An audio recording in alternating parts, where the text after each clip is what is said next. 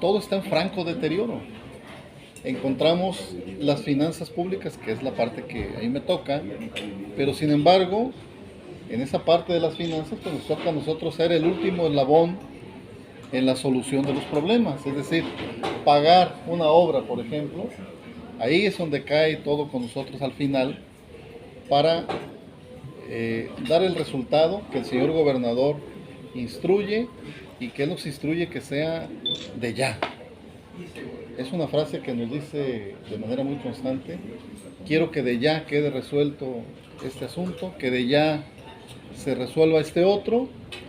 Y en ese sentido, entrando al contexto de las finanzas, pues encontramos una situación del Estado, una situación financiera muy delicada, con una deuda cercana a los 20,000 millones de pesos, si la consolidamos entre lo que debe el Estado como deuda pública, la deuda corriente, el adeudo de la universidad, que de manera indirecta es nuestra y que el señor gobernador ha salido al frente de esos problemas para atender a la propia universidad, adeudos en los CEPEN, que son organismos públicos descentralizados, CEPEN, salud, en materia de impuestos sobre la renta no enterado, en materia de adeudos al ISSSTE, al FOBISSSTE, y ya particularmente la deuda del gobierno del Estado de esos 20,000 millones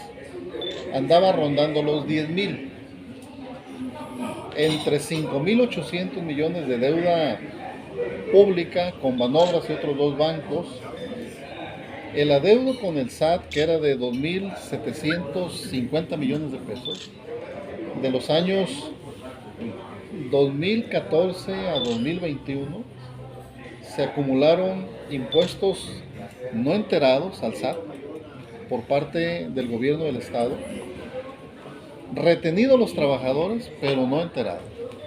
Eso tiene un doble efecto porque por un lado es un delito para quien no lo hace, es por una parte, y por otro lado el quebranto que le genera a la administración, porque el SAT nos obliga no solo a pagar el principal, sino a pagar los accesorios, que son los recargos, las multas y las actualizaciones. Por eso esa deuda estaba tan inmensa. Pasivos laborales con los trabajadores. Vengo de una entrevista en Radiorama donde platicaba yo de prestaciones que los trabajadores nos demandan, que se les adeudan desde hace muchos años y que tenemos que revisar cuáles sí, cuáles no. Pasivos por laudos ya firmes, algunos en controversia en tribunales federales, pero finalmente laudos ya en contra del gobierno del Estado. Un quebranto en el fondo de pensiones, el fondo de pensiones que en 2015 quebró, es decir, en ese momento el recurso que le ingresa al fondo de pensiones fue insuficiente, lo que ingresa cada mes, de retención y de aportación de los trabajadores y el patrón. Ese recurso que ingresa hoy por hoy anda en 30 millones de pesos, pero ocupamos 90. Hoy por hoy ocupamos 90 millones al mes para cubrir las pensiones a un poco más de 4,000 pensionados que tenemos entre el magisterio y la burocracia estatal. Así que el Estado le invierte cerca de 700 millones de pesos anuales al fondo de pensiones. Pero finalmente el Estado es un deudor solidario del fondo de pensiones. No podemos decir, y el señor gobernador es muy preciso en esto, no podemos decir hay que el fondo de pensiones se las arregle con su dinero y que el gobierno no nos moleste. Tendríamos un problema porque no pagaríamos las prestaciones a quienes ya cumplieron con un periodo muy largo de 30 años, 28 años al servicio del Estado. Así que ese quebranto ha generado que en este año, les decía, ya llevemos pagados cerca de 700 millones de pesos del Estado que se distrae de la razón de ser del Estado, que es el beneficio social, para cubrir algo que no se previó y que se dio mal uso. En ese fondo de pensiones se hizo una inversión con una empresa financiera llamada Monex, su nombre comercial, de más de 190 millones de pesos en el año 2005, que ahorita estamos en proceso de recuperación jurídica, porque es un dinero que se invirtió a un plazo de 15 años, 2005 a 2020, y que cuando llegó 2020 el gobierno del Estado le dijo a la financiera: devuélveme mi dinero, y la financiera simplemente le dijo: no te lo devuelvo, aquí tengo los intereses de 2020 para acá para entregártelos, pero no te devuelvo el principal. Se estableció por ahí un juicio y ya lo ganamos, y ya estamos en pro de la recuperación rápida de ese dinero que está ahí. Y como eso podemos platicar de muchas cosas más.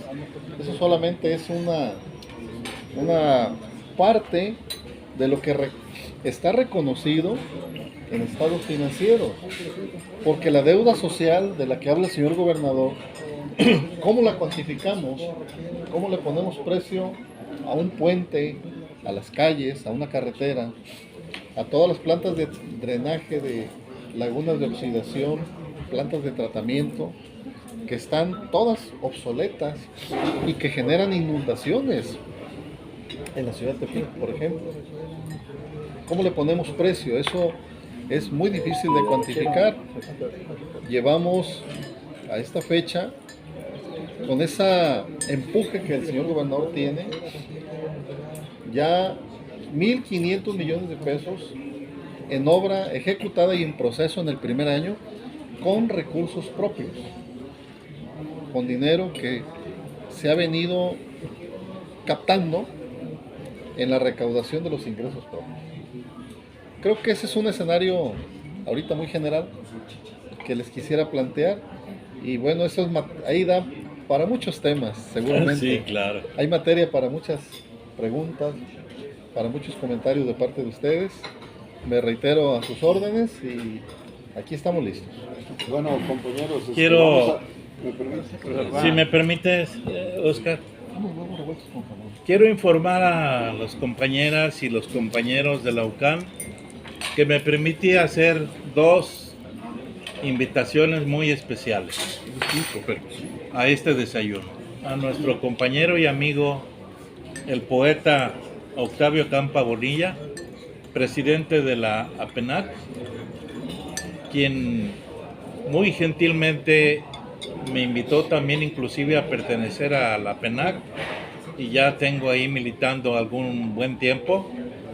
Y también a nuestro querido amigo Pica Lica y Califica, mi paisano Sergio Ramírez Barba, otro gran poeta y escritor, a quien les damos también la más calurosa bienvenida.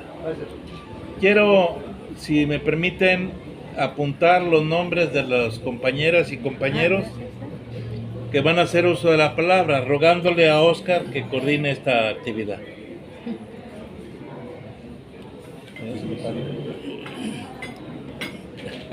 ¿Quién más? A ver, mujeres. Arcelia. El presidente de la mesa de debate. Y la señora María Eugenia Espriu. ¿Quién más? Alfredo Padilla. Geraldo. Luis Bravo. ¿Quién? ¿Tú, Manuel? Manuel Rueda. Y un servidor. Ya se te acumuló la chamba. Adelante. A mí me gusta el debate. Así es Eso. No, ahorita va a ver. que le entramos. Sí. A ver si ahorita sigue haciendo lo mismo después. Adelante. ¿Alguien más? Don Oscar. Sí, ¿No? ya. Oscar. Ya no, tú también has Sergio Mejía. escuchado a Armando. ¿Quién más? Sí. ¿Armando? Sí. Sí, Armando ya está. Ok. Hay 8 preguntones. ¿Quién fue el primero? Ya saben la mecánica, ¿no? Más de unos por uno. Concisos, Más de uno por uno. concisos y sin perder mucho tiempo, porque el Señor también trae su tiempo. No necesitamos, ya sabemos eso. Ok. Vinicio. Secretario, se ha manejado mucho en la administración del doctor Navarro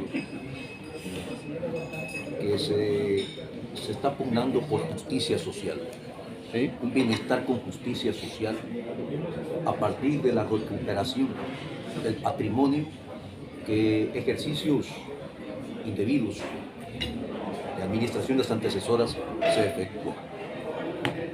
¿Cómo definirlo con mayor precisión o cómo concatenar la justicia social con la honestidad y la transparencia que una nueva realidad exige ya de las finanzas públicas? Ya no se puede continuar con la opacidad, ya no se puede continuar con un ejercicio que simule, como dice el doctor. ¿Cómo combatir esto? Y cómo asegurarle a todos los nayaritas que ahora sí el recurso ya se está aplicando con un criterio orientado hacia la justicia social. Lo decía ayer el señor gobernador en una reunión con la colonia, gente de la colonia Gobernadores, que lo que prevalece ahorita es el reclamo social. Ahorita todo está a la luz pública. Es imposible ocultar algo porque todo sale a la luz pública. Se está combatiendo con la legalidad. Ese es el arma que el señor gobernador nos ha instruido. Se abusó del patrimonio de los nayaritas por muchos años. Se dieron en comodato terrenos muy valiosos. Comodato por 100 años, por 99 años, por 25 años. A particulares los bienes del Estado. Y ejemplos ya hemos dado bastantes. El polideportivo que está por Avenida Guamilpa, en comodato una empresa por 25 años sin pagar un solo centavo, ya lo recuperamos, se está rehabilitando. Un sinnúmero de propiedades del fideicomiso Valle de Banderas, allá en aquella zona, dadas en comodato a particulares, donde ellos han construido estacionamientos para cobrar, edificios de departamentos para vender, y una serie de usos indebidos en perjuicio del Estado. Es la parte jurídica, el arma que no puede ser de otra manera, con la que estamos combatiendo esa opacidad y estamos recuperando el patrimonio del Estado. ¿Qué hacer con ese recurso para que vuelva a las arcas del Estado? La ley establece los mecanismos, hay un comité de bienes asegurados, donde una vez que se asegura, valga la redundancia, un bien, motivo de un delito, motivo de un mal uso, de un instrumento jurídico indebido, como un comodato, a particulares, por el uso de un bien público, o por un delito, como quien ha delinquido y se le aseguró una propiedad. Una vez que se da el proceso jurídico y que el bien causa abandono en favor del Estado, el Estado lo recupera y tiene dos opciones. Lo puede usar en servicio de la sociedad para un uso específico, como un rancho para un hospital psiquiátrico que anunció el señor gobernador. Ese rancho que se recupera, construyamos ahí un hospital psiquiátrico para beneficio de la sociedad. O bienes que se pueden rematar, como un reloj Rolex que vale a lo mejor $500,000 pesos, que a lo mejor nadie lo va a querer, no lo puedo traer yo, pues, o un funcionario en uso, porque es de un uso muy personal. Esos bienes personales, un vehículo, se someten a una subasta pública, se rematan y ese dinero ingresa a las arcas del Estado. Esa es la manera. Gracias. Gracias. Una disculpa, yo traigo muchas sí. preguntas. De una por una nomás. Sí, pues mencionaba de los laudos, algunos están pendientes, algunos ya están resueltos. ¿Cuántos hay ya resueltos? También sobre el fondo de pensiones, habla de que se pagan 90 millones de pesos. A ver, la al primera mes. nomás. Ajá. laudos. No te puedo dar el dato porque no es un tema que está en mi cancha, es un tema que ve primero el área jurídica y yo en la parte de la administración central solamente tengo que ejecutarlos cuando corresponde a nosotros, pero otros laudos son a cargo de organismos públicos descentralizados, organismos autónomos.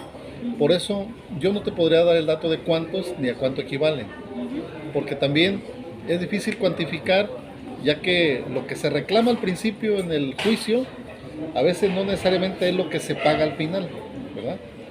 Pero sí ha causado pagos millonarios. Ahorita hemos pagado millones de pesos entre la administración central de los organismos públicos en laudos, ¿verdad? Pero no te puedo dar el dato porque sí sería difícil, siquiera cuantificarlo es complicado, porque se le llama pasivos contingentes a ese tipo de a deudas que pueden ser o no. Sí, gracias. Esa es una. Y sobre el fondo de pensiones, comenta que se pagan 90 millones de pesos al mes a 4,000 pensionados. ¿Esos, de cuánto es lo que aportan los trabajadores o esta cantidad es lo que menciona directamente lo que eroga el gobierno del Estado? Excelente, excelente pregunta. El fondo de pensiones se fondea, valga la redundancia, con el 13% que se le retiene al trabajador, que es una cantidad muy alta en un sistema pensionario, y con el casi 17% a cargo de una aportación del Estado, que también es una cantidad altísima. El Seguro Social en su régimen de pensiones dispone no más del 6% en conjunto para la pensión de un trabajador. Y nosotros como Estado estamos disponiendo el 30% del salario de un trabajador. ¿Por qué no alcanza? Hay una operación bien simple. Porque hoy por hoy, un trabajador se pensiona, vamos a ponerle una edad regular, 60 años. Pero la expectativa de vida son 78 años, hoy por hoy. Pero un trabajador con el 30% de su salario solamente le alcanzaría para que el fondo le cubra 10 años en una operación muy simple. Trabajaste 30, aportaste el 30%, representan 10 años, te pago 10 y luego ¿quién paga los otros 8? ¿Quién paga los otros 8? Por eso quebró el fondo. Una de las razones. Financieramente está mal calculado o no se hicieron a tiempo los recálculos, los estudios actuariales para modificar la forma de fondearlo. El fondo de pensiones también tiene laudos, porque el día de hoy traemos 1,100 solicitudes de personas que ya cumplieron, trabajadores que ya cumplieron con los requisitos y que el fondo no les ha dado su pensión porque no hay dinero para pagarla. No hay dinero. Y el Estado tampoco lo tiene porque ya le paga 60 millones mensuales. Y tenemos laudos también en contra del fondo de pensiones que tenemos que ir atendiendo y algunos combatiendo porque algunos son injustos. Miren, ¿cómo pagarle a un magistrado que hoy gana 150,000 al mes? Es un número redondo, no sé cuánto gane, pero lo pongo de ejemplo. Si su sueldo base fue de 30,000 y su aportación al fondo fue sobre la base de 30,000 y cuando se pensiona quiere cobrar 120,000, 150,000, imposible. Pero hay casos de pleitos jurídicos que nos están demandando eso. Ayer una señora se le acercó al señor gobernador, él me la derivó amablemente y su petición era: oiga, yo ya me quiero pensionar, pero quiero que antes de pensionarme me suba el sueldo. Le dije no, porque eso fue lo que quebró al fondo de pensiones. La que sigue. Bueno, continuando con este tema, hay una propuesta para que se trabaje en el sistema que tienen en el Canadá, en Quebec. ¿En qué consiste? Es muy interesante.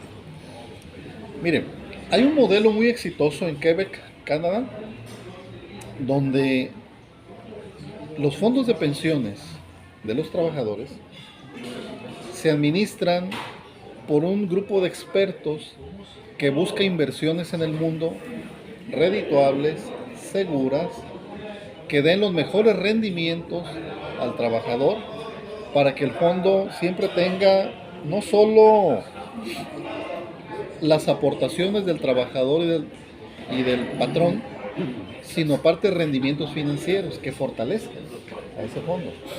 Es un modelo exitoso que lo ha comentado el señor gobernador, lo vamos a explorar, lo vamos a revisar y vamos a ver cómo podemos implantarlo en el estado, ese modelo exitoso, para que le pudiera a los trabajadores en lo sucesivo generar mejores condiciones. Tenemos que hacer un corte en el fondo de pensiones para contener ese problema, esa bola de nieve que va creciendo, porque es una bola de nieve que día con día nos va creciendo y tenemos que tomar las medidas primero legales, replantear un nuevo fondo de pensión con otras condiciones para que sea viable financieramente. Hoy por hoy no es viable, les puse el ejemplo. Hay trabajadores que se han pensionado, han entrado a trabajar a los 24 años y se pensionan a los 54. El fondo hoy permite pensionarse a los 50 años de edad. Alguien que entró a los 20 años a trabajar, cumple 30 años a los 50 y vive 28.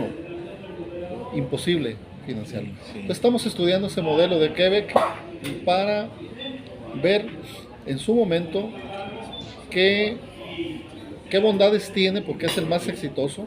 Hay otro modelo chileno que también el señor gobernador lo ha comentado, también de mucho éxito, pero el que nos aseguran que tiene las mayores bondades es el de Quebec. Bueno, en este tema también ya se habían hecho estudios, se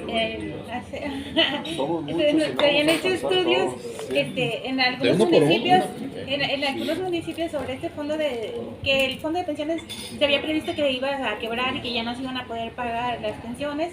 Entonces, pero aún así hay algunos municipios que les quitan cierta cantidad a los trabajadores, pero ese dinero nunca lo reportaron.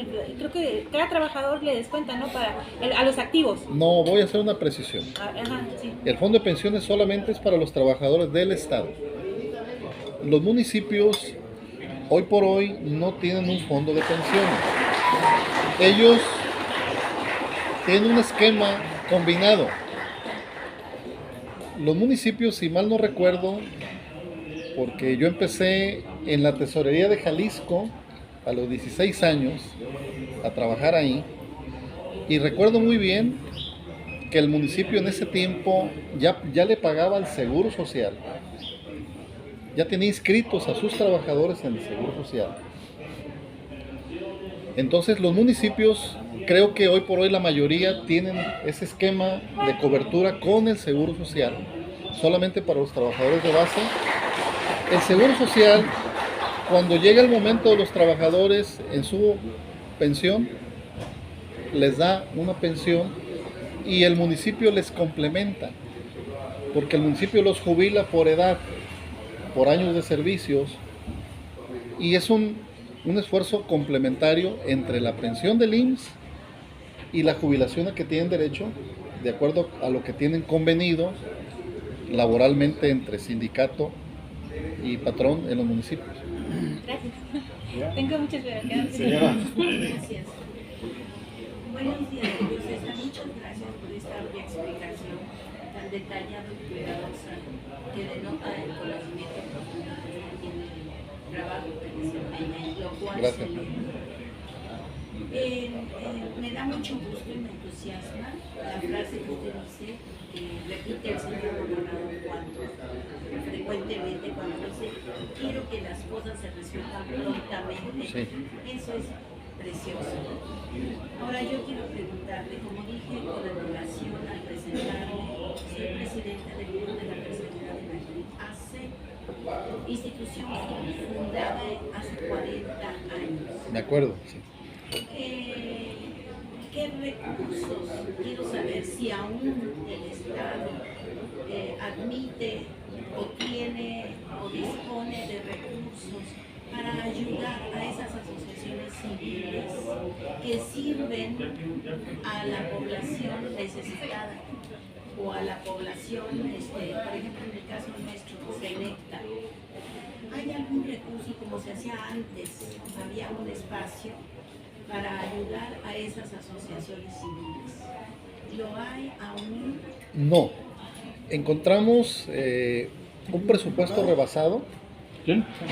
Encontramos una serie de compromisos sociales, como lo es con las personas de la tercera edad. Y encontramos programas nulos o muy exiguos en su presupuesto para el beneficio de personas como las de la tercera edad, para el beneficio de personas como los discapacitados, grupos vulnerables, como a las mujeres. Encontramos muy poco presupuesto para ese tipo de programas sociales, ¿verdad? Quizá el DIF estatal puede destinar algo, pero en esa crisis financiera que yo le comento, créanme que el año 2020 y 2021, el gobierno del estado entró en una franca agonía presupuestal y solamente les daban a las dependencias la nómina, un poco de gasolina y los servicios básicos como la luz, el internet, lo que ocupaban para medio operar, porque simplemente el dinero que estaba recaudando no alcanzaba para nada por el deterioro tan grave que ha tenido las finanzas públicas. Entonces la respuesta es no en este momento. Sí, en un futuro, yo no tengo duda que el señor gobernador, en ese aprecio que tiene, y le pongo un ejemplo, se está construyendo la Alameda de los Abuelos con recursos propios. Ahí es una respuesta del señor gobernador para precisamente personas de la tercera edad, un lugar de esparcimiento para que estén ellos ahí. Y yo no tengo duda que en la medida que las finanzas se vayan oxigenando, con esa sensibilidad que él tiene, va a ir destinando mayor recursos al beneficio social, que es la razón de ser del gobierno. Sí, porque algunas asociaciones, Sí, lo sé. sé que tiene programas para los adultos mayores. Sí. El programa se llama Vivir Alegre. Sí. Sin embargo, los clubes que atiende son chiquititos de 2 personas, máximo 8, 16 personas, pero no dan el beneficio, se reúnen a jugar, a tomar cafecitos, se reúnen a jugar, pero no el beneficio que en el caso del club de la tercera edad da para la recuperación psicológica, emocional y física, con tantísimas actividades que realizamos. Entonces, como trabajamos solo voluntarios, nos resulta muy difícil, sobre todo en el caso que usted conoce, que es la reparación. Sí, cómo no. Sí. Fíjese que el presupuesto del año 2022 lo hicimos, y me apena decirlo porque como profesional estaría reprobado, lo hicimos de una manera inercial. Es decir, siempre la base para hacer el presupuesto nuevo es el presupuesto vigente. 2022 es la base para hacer el 2023. Cuando llegamos en septiembre ya teníamos de inmediato la obligación de presentar el paquete fiscal, pero encontramos en ese desastre financiero, solamente lo que hicimos fue trasladar el presupuesto 21 al 22 con los ajustes necesarios que habíamos percibido en ese escaso mes 2 meses que tuvimos para prepararlo, por eso le llamo inercial, porque se fue con la misma tendencia del 21 y no sabíamos en ese momento el tamaño de la crisis. Este año el ejercicio que estamos haciendo para 2023 tiene que ser diferente y considerar aspectos como el que usted menciona, con una previsión de que haya más recursos captados para el año próximo y de ahí podemos ir cubriendo otras necesidades que no se atendían. Buenas. Desde que entró el señor gobernador, él ha manifestado que se van a cuidar las finanzas de todas las áreas públicas. Y hemos visto que ha mostrado gran apoyo hacia la universidad también. ¿Sí? Entonces, mi pregunta es, ¿ese mismo apoyo se ve reflejado solamente dando dinero? ¿Se va a empezar el gobierno o se va a apoyar a cuidar las finanzas también de la UAM? Porque incluso la rectora ya dijo que ya no va a haber dinero en diciembre para pagar. ¿Sí? Miren, el señor gobernador asumió desde un principio la postura de que el problema de la universidad es mi problema. ¿Sí? La universidad tenía 5 años que en cada diciembre se declaraba en huelga. Bueno, paraba labores en enero, después de las vacaciones, ¿verdad? En vacaciones no hay huelga, hasta enero. ¿Sí? La universidad entraba en una crisis desde el mes de octubre, el dinero solamente les alcanzaba hasta ahí, y luego se andaba buscando recursos del gobierno federal porque el Estado no les daba. Para solventar ese tema, y lo que quedaba pendiente lo pagaban hasta enero, febrero, ya con el nuevo presupuesto. Por eso el presupuesto de un año nomás llega hasta octubre, porque le comían al de este año para pagar lo del año pasado. El señor gobernador mostró su alto sentido social y responsabilidad con la ciudadanía de Nayarit, porque no pagar, no apoyar a la universidad. Había quien me decía a mí directamente, vayan y primero recuperen el dinero que se han llevado antes de darles dinero, ¿no?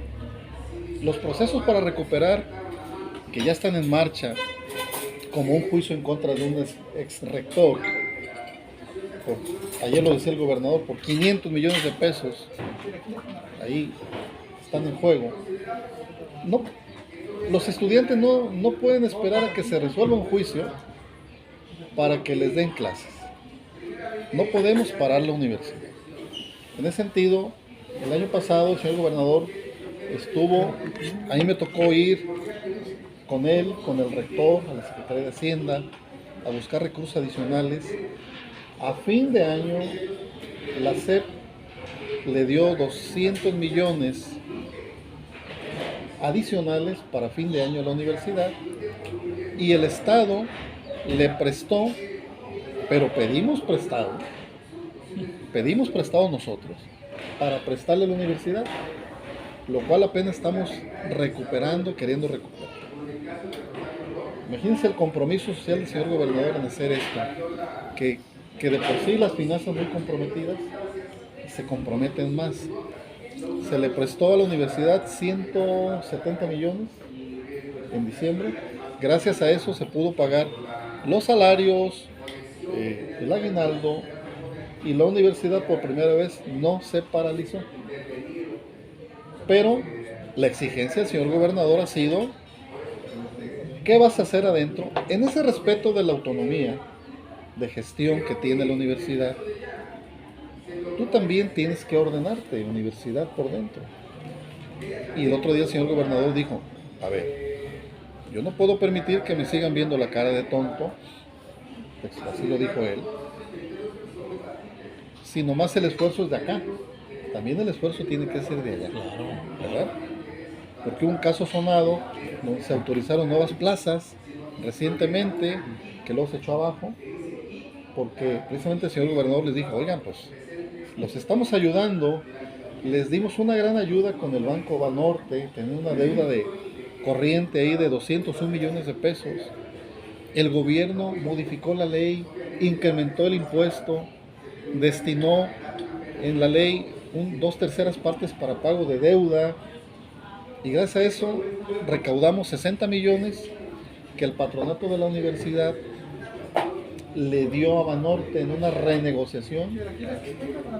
Logramos que Banorte le perdonara a la universidad más de 40 millones de pesos, más de 40 millones, y esa deuda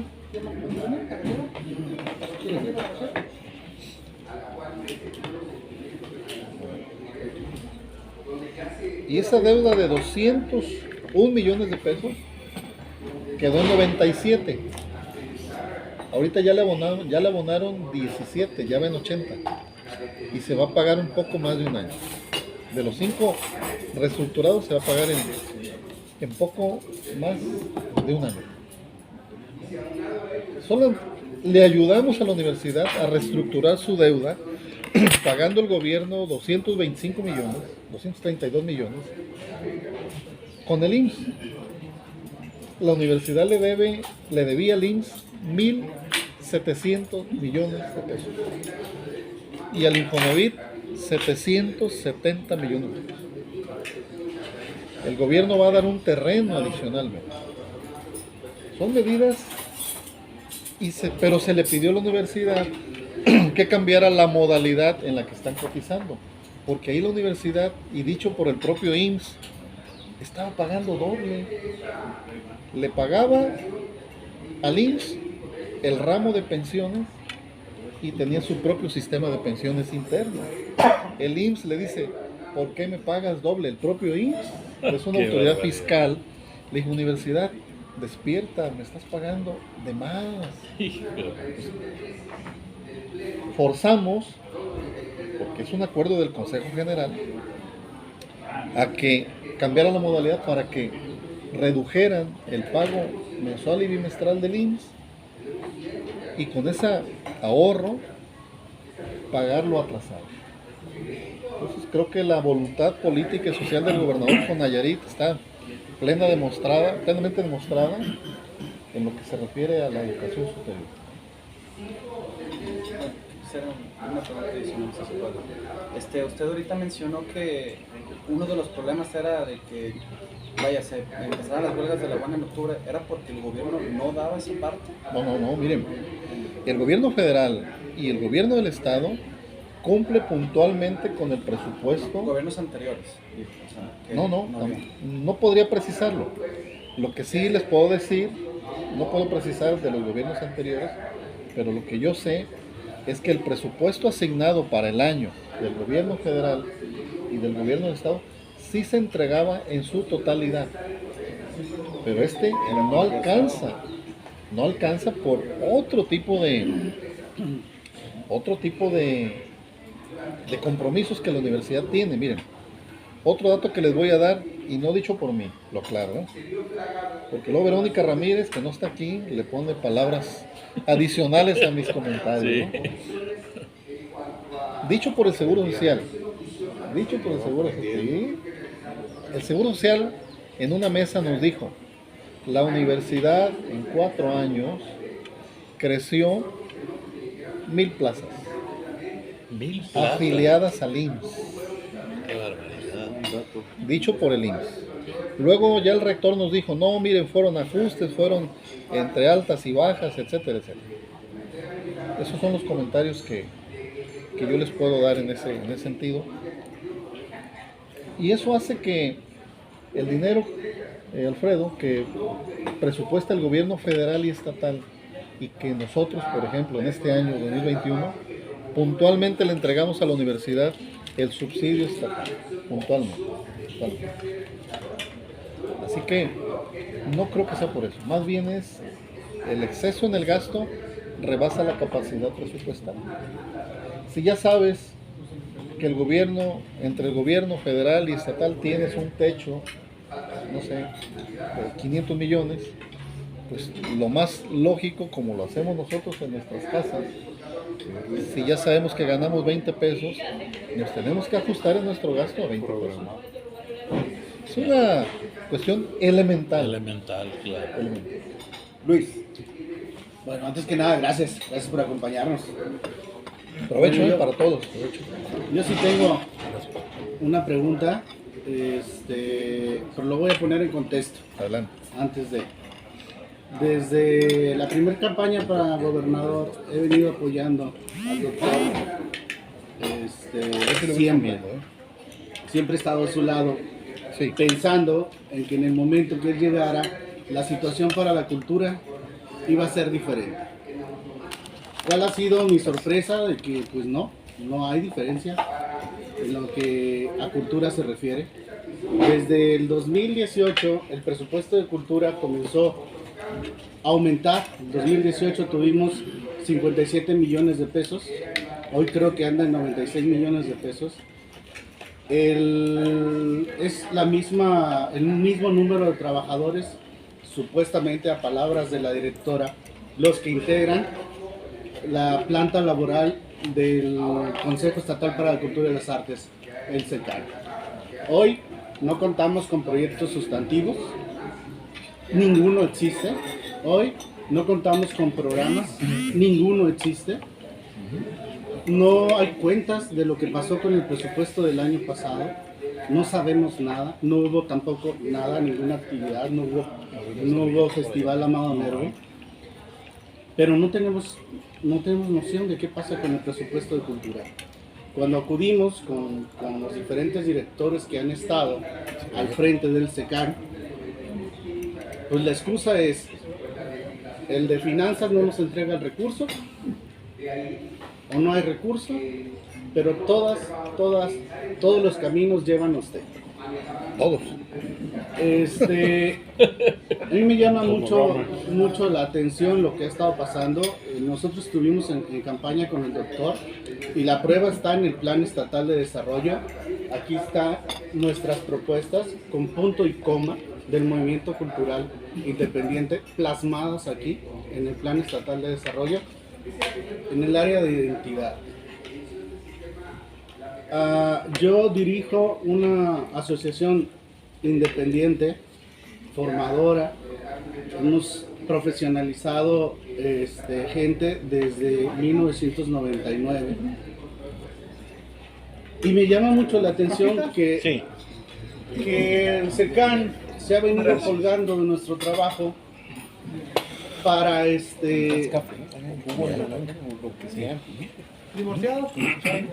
para mostrar que está trabajando, ¿no? Hace poco en marzo fue la graduación de los chicos del CEDAR, el Centro de Desarrollo Artístico, el bachillerato en artes, abandonado totalmente. Y allí el logro que se cantó a los cuatro vientos fue un logro de nosotros, no del SECAN. Nosotros desde hace 8 años no trabajamos con SECAN, no trabajamos en nada, no hay proyectos en conjunto, no hay nada. Nosotros buscamos los recursos federales para poder sobrevivir. Y hace un mes también ganamos un proyecto y SECAN se cuelga también de eso, de una manera que hace ver como que si él nos lo está otorgando, ¿no?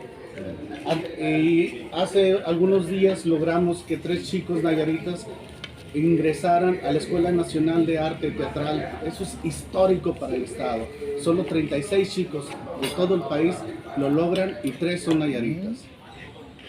Inmediatamente SECAN se comunicó con ellos para pedirles información y todo y hacer su anuncio, ¿no? Ante todo esto, yo dije, pues bueno, que coopere SECAN, ¿no? Digo, no han hecho ninguna actividad y de todo ese dinero que tienen, me imagino que lo han de tener muy bien guardadito, porque son 4 meses para que termine el año y no hay nada. Yo envié un oficio solicitando que nos apoyaran con una madera para cambiar la duela de nuestro foro, un foro muy pequeño de 5x6, los compañeros lo conocen, y me llamó mucho la atención la respuesta que me dieron del SECAN. Dice: por medio del presente reciba usted un cordial y respetuoso saludo en respuesta a su oficio de fecha 17 de agosto del 2022, donde solicita apoyo para el mantenimiento y remodelación de la duela del Foro Miguel Ángel Cárdenas Chamaco. Me permito informarle que debido a las prioridades y necesidades de este ente público, su solicitud por el momento no es procedente. Sin más, por el momento es propicia la ocasión para reiterarle mi mayor estima, bla, bla, bla, bla. Entonces, si no tienen para comprar unas tablas a 4 meses de finalizar el año, si no sabemos nada del presupuesto, si ya no están pagando renta porque se invadieron el Seculpi, ¿qué está pasando con el recurso del SECAN? ¿Qué es lo que está pasando? ¿Sí? Nosotros estamos por solicitar audiencia con el gobernador, con el movimiento cultural, porque ya es insoportable la situación en la materia de cultura. Entonces, a mí sí me gustaría saber por qué retiene el dinero de cultura, señor. Porque todos, le digo, todos los caminos llevan a usted y todos lo culpan a usted. Culpar es una cosa y responsabilizar es otra. Son dos conceptos muy diferentes. Sí. Bien. Culpable no. Responsable habría que ver. Porque ahorita lo voy a buscar. El presupuesto que le damos a todos los organismos descentralizados como el SECAN y públicos se cumple puntualmente quincena tras quincena, mes a mes, de acuerdo a lo que está programado. Y no creo que le debamos al SECAN ni a ningún otro ente recurso presupuestal alguno. No afirme lo que no le consta. Eso no lo haga nunca, porque aquí sí nos podemos ver. Vemos los números y yo le puedo demostrar lo contrario. Para afirmar hay que tener los elementos. No tome un comentario de alguien como bueno sin no tenerlo corroborado. Discúlpeme, secretario, pero lo está diciendo su titular de cultura. Por eso, O sea, es la responsable de cultura. Por eso. No lo estoy diciendo yo. Por eso. Es lo que le digo, no afirme o no me traslade una afirmación como válida, porque no sé si es válido o no. Le voy a decir por qué.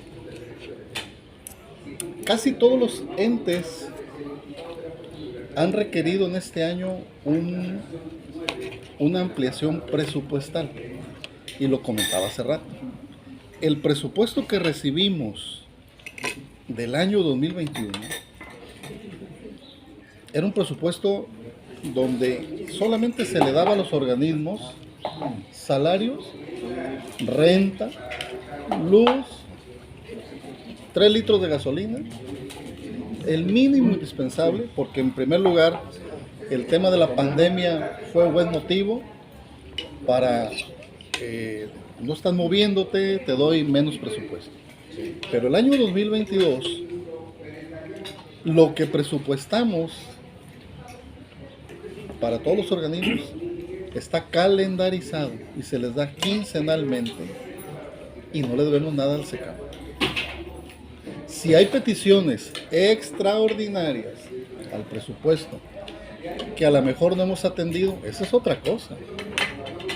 Extraordinarias a lo que les damos programadamente, periódicamente. Puede ser que el SECAN diga en mi programa de trabajo, que a veces hacen programas de trabajo no vinculados a un presupuesto, y luego me llegan a mí y me dicen, oye, ¿qué crees? Fíjate que voy a hacer un evento, se va a presentar el ballet fulano o la banda de música en Bellas Artes, y ocupo 3 millones. Y yo les digo, no lo veo en el presupuesto. Entonces yo tengo que ver, la cobija es la misma, la que cubre esta mesa. Le jalo para cubrir a Zúñiga, te descobijo a ti. Y tú me dices, jala la cobija y descobijo a Zúñiga. Habría que ver. Yo no puedo hablar del trabajo operativo de una compañera a quien respeto, como todos mis compañeros de gabinete. No puedo decir si lo está haciendo bien o mal. Yo solamente hablaría de la parte presupuestal. Y ahí tiene que ver, tendríamos que revisarlo. Yo el día que gustes te recibo y vemos los números. Es que ahí es mi duda, secretario. Ahí radica mi duda. No hay programas. Los programas estaban presupuestados en un presupuesto del 2018 con 57 millones de pesos.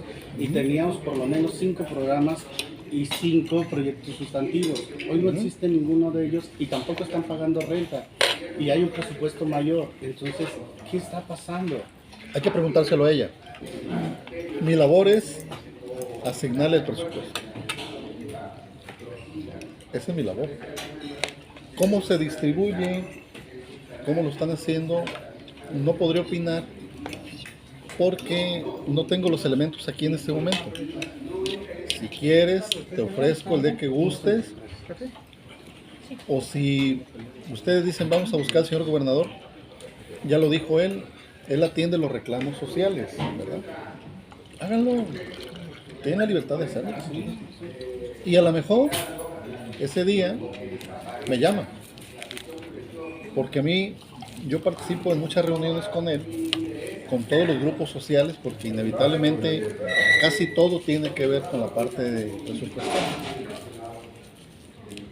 Y si quieres te ofrezco, en mi oficina revisamos el tema presupuestario. Sin problema, abierto, ¿vale? Para no afirmar cosas que no nos constan. Ahí lo vamos a ver. ¿Qué te parece? Abierta la puerta. ¿Listo? Rueda. Julio. Si bien la Procuraduría es la que se encarga de hacer, o la Fiscalía, perdón, Fiscalía, ¿no? de hacer las carpetas de investigación, tú dices que hubo un manejo súper irregular en la administración anterior. ¿Qué es lo que ustedes están haciendo para que la responsabilidad se reparta e incluso llegue hasta el exgobernador? Ustedes que tienen que fortalecer esas carpetas. Mira, por sigilo de la investigación, no puedo dar muchos elementos, pero ustedes han sido testigos de que han venido siendo enjuiciados exfuncionarios, hasta presidentes municipales incluso, por responsabilidades de años anteriores. Ya sabemos quiénes están ahorita purgando o en un proceso jurídico, o quienes ya pueden estar sentenciados. Y la labor de nosotros, yo te diría, cuando yo recibo la secretaría, reviso lo que recibo y doy parte a la Secretaría de la Honestidad y Buena Gobernanza y le digo, primero pedí la aclaración al anterior titular, que es mi deber. Oye, no me queda claro estos temas. Me contesta, no me doy por satisfecho y yo le digo a la Secretaría, aquí están estos indicios de conductas irregulares que pueden redundar en un daño patrimonial. Investígalos, porque a mí no me toca investigar, a mí me toca aportar los elementos. Aporté los elementos. Hace poco le pregunté a la Secretaría por escrito, ¿qué has hecho de lo que te mandé? Y me dijo, tenemos estos procedimientos en curso. Sin embargo, tenemos la otra vía, que es la de la denuncia. Ya presentamos a través de nuestra área jurídica de la Secretaría 2 denuncias en contra de quienes resultan responsables por daños patrimoniales al gobierno del Estado. Y vamos por una tercera. Esa es la parte que yo te podría decir en mi área, pero lo hemos hecho, como ya lo has visto, en el Instituto del Deporte, por el tema del polideportivo, en el Fideicomiso Vía Banderas, por aquellos bienes, en cada una de las áreas. En una segunda pregunta, la serie de laudos que dices que incluso están en el fondo de pensiones, y como vienen las cosas, al parecer van a crecer, ¿se tendrá la capacidad de solventar? Ahorita no. Estamos combatiendo laudos que en nuestra óptica jurídica son injustos, como el que comenté, de un trabajador que ganó 10 pesos toda su vida y cotizó con 10 pesos y se pensiona con 20. No aportó sobre 20, sino aportó sobre 10. Y ya ganamos los primeros. Ya un abogado públicamente lloró en un video, públicamente, porque se sintió ahí que no le habíamos dado la razón.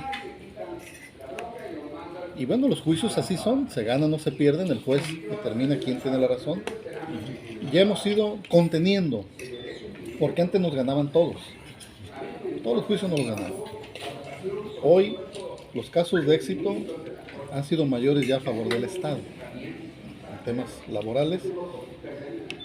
Hay juicios que sí reconocemos, el actor tiene toda la razón. Soy un trabajador, coticé 30 años, bueno, no van, el Fondo de Pensiones tiene apenas 25 años, se creó en 97, pero hay quien ya traía 5 años de antigüedad y hoy viene y nos dice, ya tengo 30, pensióname, y por falta de fondos hemos ido pensionando despacio. Estamos ahorita armando un paquete de trabajadores que consideramos los podemos pensionar y que las plazas se van a desaparecer porque no se requieren. Eso nos va a facilitar porque el dinero que le pago como activo nada más lo traslado al fondo de pensiones y ya no contrato nuevos trabajadores. Pero eso no pasa con los maestros. Tengo 200 y tantas solicitudes de pensión de maestros, a ellos sí los tengo que cubrir. El grupo escolar no lo puedo dejar descubierto. Pues ahorita, si se nos vinieran todos los laudos encima para ejecutarse, el gobierno no podría pagar. Por eso se está revisando cómo tomar medidas jurídicas para cambiar las condiciones en las que estamos pensionando y empezar a contener, hacer un corte de caja y decir, hasta aquí, con estas condiciones, y de aquí para adelante, cada trabajador que ingrese, porque luego se confunde también, siempre les decimos que la nueva ley es en prospectiva, no en retrospectiva. Lo que ya está, así se cubre, como ya está convenido, determinado por la ley. Si mañana creamos una nueva ley, tienes que ser, en este caso, para los trabajadores que inicien a partir de la creación de la nueva ley. Entrarían con otras condiciones. Y ahí se va resolviendo. Y ahí vas empezando en el largo plazo, poco a poco a contener. Sergio.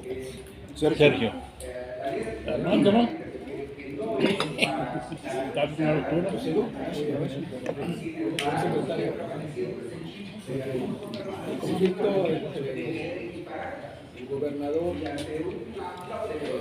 contra el subcentro pues ha ido aumentando en intensidad.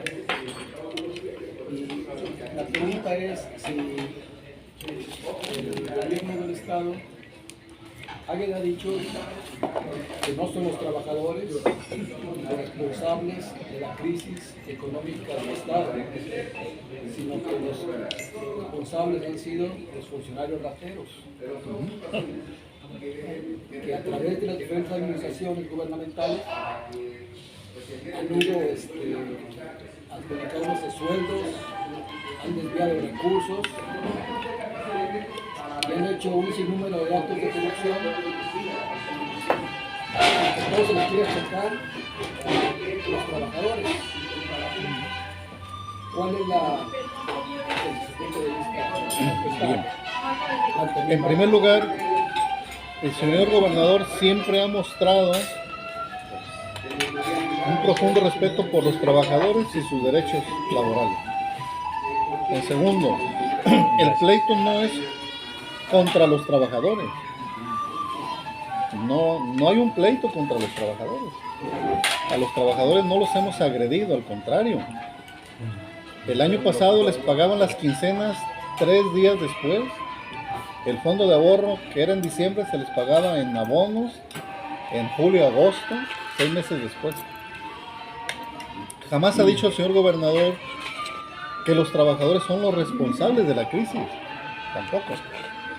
Entonces, no hay pleito contra los trabajadores. Hay actuaciones legales contra quienes han tenido conductas irregulares ante los ojos de la ley. La ley Priorpi, que es, vamos a llamarle lavado de dinero, contra el lavado de dinero, recursos de procedencia ilícita, establece desde hace varios años una serie de medidas por las que se han venido acotando el manejo de efectivo, el manejo en dólares. Hoy en día ya no puedes ir a comprar una casa en efectivo, sino hay un tope. Si compras una casa de 5 millones, solamente, si mal no recuerdo, deben dar el tope en efectivo de 800,000 pesos, no más. Lo demás tiene que ser con una transferencia bancaria. El día de ayer, me voy a meter en temas en los que no soy muy experto, solamente con una lógica jurídica que un ciudadano tendría, pero se exhibieron ante algunos de ustedes que estuvieron ahí una serie de bienes que se aseguraron hace días y que algunos, creo que son 20, están a nombre, 22, a nombre de la dirigente del sindicato, y que si los sumas, los valúas y los sumas, no corresponderían al ingreso de una trabajadora en 30 años o 40 de servicio. Como el caso de la universidad, un trabajador tiene una casa de 50 millones de pesos. Un trabajador, ¿verdad? Yo he trabajado desde 1981 de manera constante, tengo 41 años trabajando y no tengo una casa de 50 millones, ¿verdad? Ni de 10, ni de 5. Es lo que la ley determina. Lo inexplicable de que alguien tenga propiedades múltiples, 20 propiedades, 22 propiedades a su nombre, con un salario que fue de un trabajador que puede ganar 20,000 pesos mensuales. Vamos a ponerle un número. ¿Cuánto ocuparías? ¿Cuánto gana un trabajador con 20,000 pesos mensuales? Pues gana 300 en el año. Por 30 son 9 millones de pesos. 9 millones, es lo que acumularía un trabajador sin gastar un solo centavo. Quítale el sustento, pues te van a quedar el 10%, nada más, cuando mucho, si es organizado. Eso es lo que la ley señala y eso es lo que se está combatiendo. Lo que aparentemente, porque finalmente, si un bien está a tu nombre, a nombre de alguien, y lamentablemente fallece, ¿quién va a reclamar ese bien? ¿La organización gremial o los familiares? ¿A quién le correspondería heredar esos bienes? Los familiares. Entonces, ¿por qué poner a tu nombre, si ese fuera el caso, bienes que son de un grupo de personas, de compañeros? Entonces, la presión no es contra los trabajadores, las presiones no son contra los trabajadores, van enfocados directamente sobre la dirigencia gobierno. Están enfocadas sobre quienes incurran en conductas que la ley condena, sea dirigente, sea servidor público, ya lo están viendo, servidores públicos, dirigente sindical. Se incurrió en una conducta que ante los ojos de la ley y luego de un juicio, porque miren, nadie la está culpando, aclaro. Se inicia un procedimiento jurídico, se aseguran los bienes, ¿para qué? Para que esos bienes no los puedan vender o donar. no los pueden transmitir, se aseguran. Se le da aviso al registro público, al catastro, para que no haya transmisiones de propiedad. Cuando se resuelve el juicio, si es culpable, esos bienes quedan en favor del Estado. Si no acredita su legal posesión o su legal origen de los recursos. ¿No sería eso de 100 años de perdón? Águeda sustrae del sindicato esos bienes y luego el Estado se los apropia. Bueno, habría que esperar qué dice el juicio, el resultado del juicio. Tenemos bienes que se incautan, se decomisan, y si el dueño acredita la legal posesión, la legal propiedad, y vence al Estado en el juicio, el bien se le devuelve. Así es, sí. ¿No sería mejor regresárselos al sindicato en caso de que hubiera alguna anomalía? Y no al Estado? Tendría que acreditar el sindicato, creo yo, que ellos le dieron el dinero para adquirir ese bien. Si el sindicato dice, él es el dirigente, hay un cheque de 5 millones y cómprate un terreno y ponlo tu nombre, hubiera un reconocimiento con una fecha cierta, por ejemplo, con una protocolización de un notario, donde le faculta la organización al dirigente para que compre en su nombre, a su nombre, un bien, habría algo ahí de razón. Una última pregunta. En esta situación en la que estamos ahora, en las finanzas estatales, ¿cuál ha sido el impacto que ha tenido la corrupción para llegar a las condiciones en las que estamos ahora? A través de las sucesiones gubernamentales,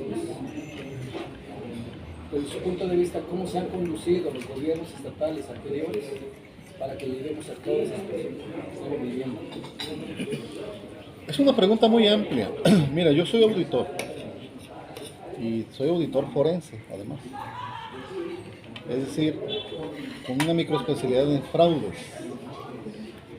Y la norma fundamental que nos guía a nosotros es, ante la duda no te pronuncies.